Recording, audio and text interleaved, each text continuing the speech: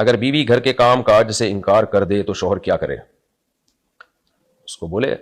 اس کا تعلق اس سے بھی ہے کہ بیوی کس گھرانے کی. اگر ایسے گھرانے سے بیوی لے کر آیا ہے جن کے گھر کی عورتوں میں کام کاج میں رواج ہی نہیں ہے، وہ اتنے ہائی اسٹینڈرڈ ہے ان کا، بعض گھروں میں اسٹینڈرڈ اتنا اونچا ہوتا ہے ان خواتین کا کہ وہ گھر کے کام نہیں کرتی، نوکر چاکر رکھے ہوئے ہوتے ہیں. مثال کے طور پر آپ دبئی کی کسی رائل فیملی سے لڑکی لے کر آ گئے تو وہ تھوڑی گھر میں بیٹھ کے پوچھے لگائے گی، وہ یہ چڑھا ہوئے، انہوں نے ڈرائیور رکھے ہوئے ہوتے ہیں، گھوڑے پالے ہوئے ہوتے ہیں. تو یہ اس شریعت میں ہے کہ عاشروہن بالمعروف، یعنی بیوی کے ساتھ آپ معاملہ معروف طریقے سے کریں. معروف کا مطلب جو سوسائٹی میں جو عرف چل رہا ہے، یعنی جس اسٹینڈرڈ کی ہے، جس گھرانے کی ہے، جو فقہاء نے اس آیت کی تفسیر کی ہے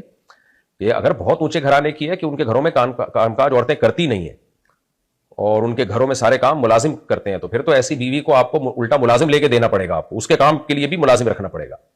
اور اگر وہ درمیانی درجے کے گھرانے کی ہے جس میں گھر میں عورتیں کام کاج کرتی ہیں، جیسے کہ نارمل گھروں میں ایسا ہی ہوتا ہے، وہ اپنے ماں باپ کے گھر بھی کرتی تھی تو یہاں بھی آ کے اس کو کرنا پڑے گا،